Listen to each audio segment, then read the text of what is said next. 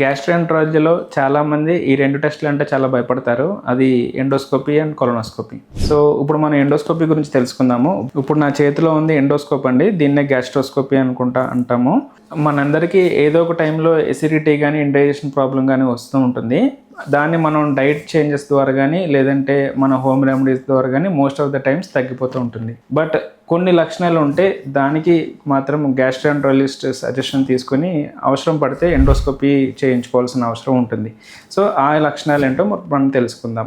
So మొదటిది రోజుల తరబడి ఎసిడిటీ, ఇండైజెషన్ లేదంటే కడుపు నొప్పి ఉండడము, అన్నం మింగుడు పడకపోవడము, ఆకలి తగ్గిపోవడము, కొంచెం తింటే కడుపు నిండిపోవడము, లేదంటే రిపీటెడ్గా వాంతులు అవ్వడము, వామిటింగ్లో బ్లడ్ కానీ మోషన్ నల్లగా రావడం కానీ ఈ లక్షణాలు కనుక ఉంటే కంపల్సరీ గ్యాస్ట్రోఎంటరాలజిస్ట్ సలహా తీసుకుని అవసరం పడినప్పుడు ఎండోస్కోపీ టెస్ట్ చేయించుకోవడం మంచిది. దీని ద్వారా మనకి ఏదైనా ప్రాబ్లం ఉన్నా ఎర్లీగా మనం కనిపెట్టి దానికి ప్రాపర్గా ట్రీట్మెంట్ తీసుకునే అవకాశం ఉంటుంది.